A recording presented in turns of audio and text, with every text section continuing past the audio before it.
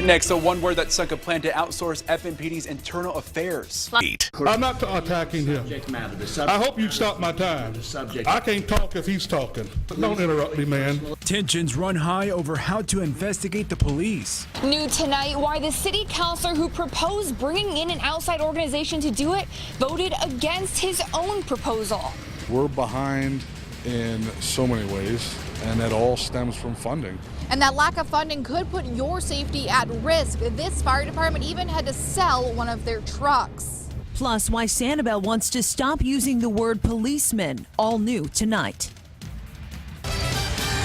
Well, first tonight, the rain's gone and the radar is clear. Now get ready for some cooler temperatures. Starting tomorrow night, we're starting to see temperatures falling into the 40s. A little chilly. Let's get right. And new tonight, a plan to bring in an outside agency to handle Fort Myers police internal investigations is not moving forward. It's not moving forward in part because the council member who proposed it voted against his own proposal. The Nightbeat's Morgan Reiner live outside police headquarters with this strange twist. Morgan. And in the Cape, police are looking for this white van that stole appliances from a home that was under construction. They got away with a washer, dryer, and a pool heater. Call Crime Stoppers if you know who's driving this van. Those dead plants help. Vogel, Wink News, now. Well, thank you, Hannah. In just hours from now, Collier County Schools will talk about firing a teacher accused of molesting students at Parkside Elementary School. A new arrest report shows Hector Manley inappropriately touched at least 3 girls under their clothes, sometimes while in view of other students. Investigators fear that. And breaking news, doctors just announced it appears they cured a man of HIV. The journal Nature is going to publish the case of the London man tomorrow. The only other case like this happened more than a decade ago in Berlin. Both patients were treated with stem cell transplants from people with an HIV resistance. Lots of us. Despite the sudden death of her husband, Kay Gow will still have to pay back the money she and Robert Gow owed. She faces 45 years in prison for her role in cheating Lee County taxpayers out of nearly $5 million. Robert died of a self-inflicted gunshot wound over the weekend. The police report says he left a handwritten letter on the bed appearing to be a suicide note. A little more than a week ago, a jury found owners of VR Labs guilty of wire fraud, money laundering. Next month, the entertainment franchise Dave & Buster's is opening their 126th location at Bell Tower Shops in Fort Myers.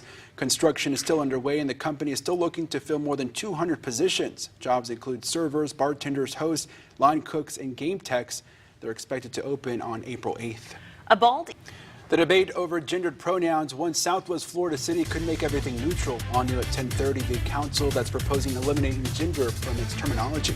What's all the buzz about? And right now, the support is pouring in for actor Luke Perry and his family. The 90s star died today. Forever a Hollywood heartthrob, he was a fixture in pop culture. I never really particularly cared a lot about fitting in with, a certain group or whatever. I just tried to, do my own thing a little bit. And that was an interview from his days on Beverly Hills 90210. The Nightbeat's Joy Benedict takes a look back at his life. Or nothing. Luke Perry played bad. Would you call these policemen or officers? One Southwest Florida city could change their terminology to fit just that. Those details in 90 seconds. A warning. And right now, teachers across the U.S. are fighting for better wages, and that includes here in Southwest Florida. School employees gathered near Metro Avenue, Colonial Boulevard in Fort Myers today. The group agreed Lee County needs more teachers and better pay. And some good news tonight. Drug maker Eli Lilly announced it's rolling out a half-price version of its insulin. The new medication called Lispro costs about $265 for a pack of 5 pens, but some countries still pay even less for other name brands. The new insulin comes during a time of increased pressure on pharmaceutical companies to lower their prices. 7 of the industry. And right now, investigators are trying to work to figure out why a man would want to torch his own car. Cameras caught him tossing Molotov cocktails over the fence here. This happened in an impound lot in Orange County. The lot's owner went to bring the suspect his keys and found the man running away. The state fire marshal. And do you remember this video? It generated a lot of buzz last week as a bee swarm trapped a woman in her car at the Pagefield Commons.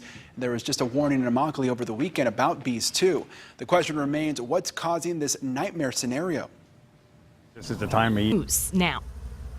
And the bee removers we spoke to say in the warmer months you'll see more swarms. Now is the time to check your home for any loose insulation that they can move into. If you're a seasonal resident, have someone keep an eye on your home for any bees while you were gone. Not something you want. Well, thank you, Kristen. Now, meanwhile, in the Northeast, people are digging out of winter storms. This is video from Boston earlier today. They got 14 inches of snow. Drivers are urged to stay off the roads tonight. This snowy scene is in Morristown, New Jersey. It appears President Trump may have to use his first veto of his presidency to save his promised border wall. As of now, Republican leaders say there are enough votes in the Senate to pass a House resolution that blocks the president's emergency declaration. Senator Rand Paul and 4 other Republicans say they will support. Girls are home safe tonight after getting lost in the woods. They're back with their parents in California. They say they just wanted to explore. I just wanted a little more adventure, but I said to go a little far. You know, a positive outcome like this is just, again, absolutely amazing, and I can see it none other than a miracle. So I want to thank God for that. And that law enforcement officer is totally right. It's so hard because sometimes these cases you get a negative outcome. And that's right. That just shows you that it's important for parents to teach their kids how to survive. And what was really interesting to me is they actually followed their little granola bar wrappers. Yeah, I mean, and these their kids boot were so smart. print as Yeah, well. good outcome. All right, thanks for joining us tonight at 10. Two Broke Girls is next on WXCW. And for more news, make the switch over to Wink TV at 11. Have a great night.